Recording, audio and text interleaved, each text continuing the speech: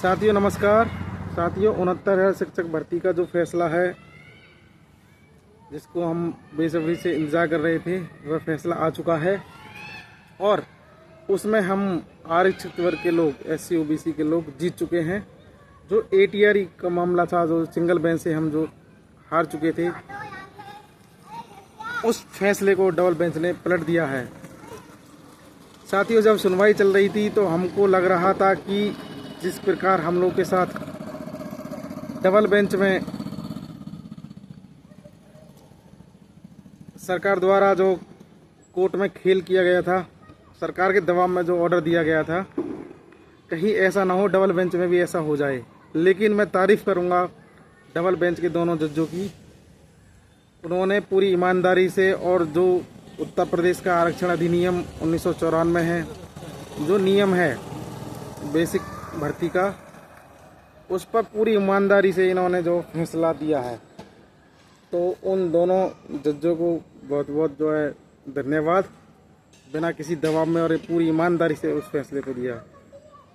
साथियों उम्मीद कम थी कि कहीं भी लग रहा था कि जितनी भी संवैधानिक संस्था हैं वह सब जो है वर्तमान सरकार के इशारे पे या फिर उनके ही डर की वजह से ठीक से अपना जजमेंट या फैसला नहीं दे पाती हैं। लेकिन उस सोच को, जो हम लोग सोच रहे थे, उसको हम लोग को जो कहीं ना कहीं गलत साबित किया। और आज भी भारत में संविधान जिंदाबाद है और जिंदाबाद रहेगा।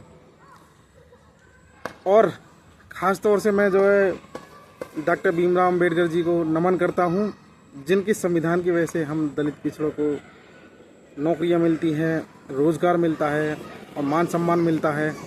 उन्हीं के संविधान ने आज हम लोगों को बहुत बड़ी जीत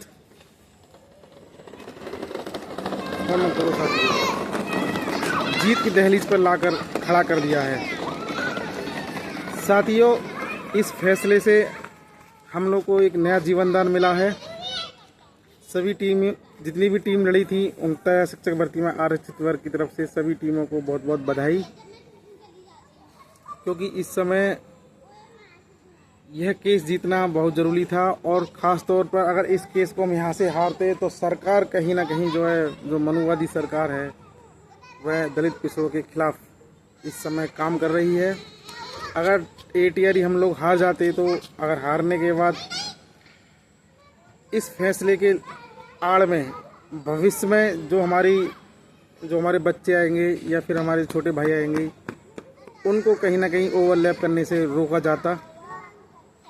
खैर फैसला हमारे पक्ष में आया और हम लोग जीते, तो अब ऐसा नहीं होगा कि दलित पिछड़ों को जो है ओवरलैप करने से रोका जाएगा। जो नियम चला आ रहा है, जो आरक्षण अधिनियम 1994 और बेसिक नियमावली 1981 है, उसी के आधार पर आगे भविष्य में भर्तियाँ होंगी।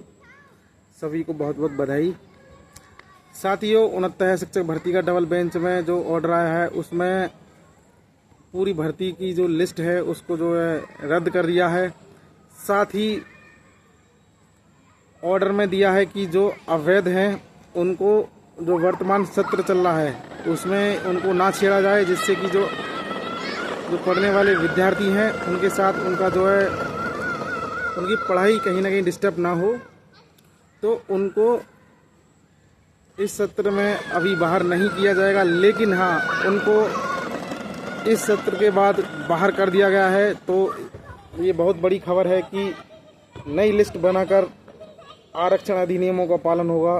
बेसिक नियमावली 1981, जो अभ्यर्थी सामान्य के बराबर कट ऑफ में नंबर लाएगा आरक्षित वर्ग का, वह सामान्य में ही जाएगा और नई लिस्ट बनाई जाएगी। और नई लिस्ट में जो बाहर होंगे वो अवैध हैं, वो हमेशा के लिए बाहर हो जाएंगे। इस ऑर्डर में साफ साफ लिखा है। और उनको वर्तमान में जो सत्र चल रहा है, साथियों जो वर्तमान में जो इन टीचरों का सत्र चल रहा है उसमें नहीं छेड़ा जाएगा, ऑर्डर में साफ साफ लिखा है। लेकिन आगे के लिए इन लोगों को हमेशा के लिए बाहर कर दिया जाएगा। तो नई लिस्ट बनाने का आदेश हो चुका है। सभी साथियों को मुबारक हो। साथ ही अब कुछ साथी हैं कहेंगे कि हम जो नई लिस्ट बनेगी, कुछ साथियों का जो है नंबर आ जाएगा जिनका लोक गुणांक है, उनका क्या होगा। तो साथियों, जो अवैध हैं वह भी अपने हाथ पैर फैलाएंगे, इधर उधर भागेंगे। तो ऐसा तो है नहीं वो तुरंत हार मान लेंगे और तुरंत उनको, सरकार भी उनके साथ है, उनको तुरंत बाहर नहीं किया जाएगा। जब उनको बाहर नहीं किया जाएगा तो जितने लड़ने वाले लोग हैं सड़क से लेके और कोर्ट तक, जितने लड़ने वाले लोग हैं उनको सिर्फ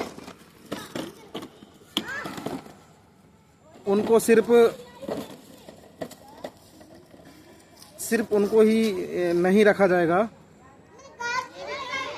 बीच में वीडियो रुक गई थी, दोबारा से बताता हूँ कि हाँ, जो अवैध लोग हैं, अगर सरकार उनको कोई ना कोई पॉलिसी बनाएगी तो हम लड़ने वालों को भी जो है कहीं ना कहीं पॉलिसी के तहत रखा जाएगा। लेकिन उसके लिए हम लोग को आगे की तैयारी करनी है, लड़ना है, नज़र बना के रखनी है। और इस जीत के साथ जो मेरिट में आ जाएंगे, जो भर्ती में नौकरी पा जाएंगे, उनके लिए तो उनका जो लिस्ट में नाम आते हुए दिख जाएगा। लेकिन जो लो रैंक हैं, जिन्हें उम्मीद है कि याची लाभ से कुछ उनको मिलेगा, तो भविष्य में बता दूं आपको कि जो अवैध लोग हैं वो कहीं ना कहीं आगे अपने लिए लड़ेंगे। तो जब वो लड़ेंगे तो जब उनको बिना मेरिट के सरकार ने भर्ती कर लिया है, तो ऐसा तो इन्हें एक पक्ष को ही दिया जाएगा। अगर हम लोग लड़ेंगे, यानी आप लोग लड़ोगे, जो लो मेरिट वाले लोग हैं जितने भी लड़ेंगे, तो उनको भी रखा जाएगा। आप लोगों को एक जानकारी बता दूं कि 69 शिक्षक भर्ती डबल बेंच में लगभग 9,500 याची थे, उसमें से 6800 वाले ही लगभग 4 से 5,000 जो है याची थे। तो 9,500 में से 5,000 याची अब जो है उनको माइनस कर दीजिए, तो 4,000 याची बचते हैं। 4,000 में से भी 1,000 लगभग जो है 800-1,000 जो है जनरल वाले हैं, और बाकी 2,500 से 3,000 आरक्षित वर्ग के याची बचेंगे। तो उनमें से कोई कहीं ना कहीं इधर उधर सेलेक्ट हो चुका है, किसी न किसी भर्ती में सेलेक्ट हो चुका है। तो आप ज़्यादा याची नहीं हैं और आपके सामने एक अवैधों की बहुत बड़ी संख्या है, जो लगभग 7 से 10,000 तक हो सकती है। तो जो 69 भर्ती में जो लिस्ट आज रद्द हुई है, अगर नई लिस्ट बनती है तो एक मेरे अनुमान के मुताबिक वो 7 से 10,000 हो सकती है। सिर्फ 6800 नहीं, 7 से 10,000 हो सकती है। तो मेरिट और नीचे आ सकती है, चाहे ओबीसी की बात कर लें 65.5 के आसपास थी, उससे नीचे आ सकती है, और एससी की बात करते हैं जो 59.5 थी, उससे नीचे आ सकती है। और बाकी जो जितने लोग इसमें सेलेक्ट होंगे एससी ओबीसी के, उतने ही लोग जो है अवैध बाहर होंगे। तो जब वो बाहर होंगे तो ऐसा है नहीं, वो कहीं ना कहीं जो है वो आगे लड़ेंगे। जब लड़ेंगे तो उनके सापेक्ष जो लो मेरिट के हैं वह भी, उन्हें भी लड़ना होगा। और जब लड़ना होगा तो ऐसा तो है नहीं कि कोर्ट सिर्फ उन्हीं को सुनेगा जो अवैध हैं, वो हमको भी सुनेगा। और हमको भी एक जो है नौकरी का जो दरवाज़ा है इस ऑर्डर से खुल चुका है। तो आप लोग निराश ना हो, आप लोग परेशान ना हो।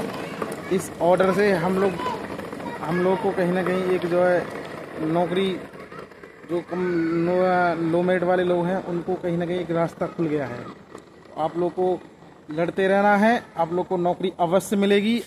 जो लड़ता रहेगा उसको मिलेगी, जो घर पे बैठ जाएगा उसको नौकरी नहीं मिलेगी। और मैं पुनः एक बार फिर जो है दोनों जज साहब जो हैं डबल बेंच के, उनको जो है बधाई देता हूं। उन्होंने जो है दलित पिछड़ों के साथ न्याय किया, और संविधान के तहत अगर कोई लड़ता है तो वह भी जीत सकता है। और इसके बधाई के पात्र हमारे जो डॉक्टर भीमराव अम्बेडकर जी, जो संविधान के रचयिता थे, जो हमारे भगवान थे, उनको मैं नमन करता हूं, जिनकी वजह से आज दलित पिछड़े लोग सड़क से लेकर सदन तक संघर्ष करते हैं और कोर्टों में न्याय पाने के लिए लड़ते हैं, और उन्हीं के संविधान की वजह से हम लोग को जीत मिलती है। मैं जल्दी ही पुनः लाइव आऊँगा और वीडियो में जो है चर्चा करेंगे। सभी लोग अपना जो है आने वाला त्यौहार रक्षाबंधन, आप लोग सभी लोग रक्षाबंधन को मनाएं। सभी को बहुत बहुत बधाई, सभी को प्यार। जल्दी ही बीच में जो भी रणनीति होगी उसको आप लोग के बीच में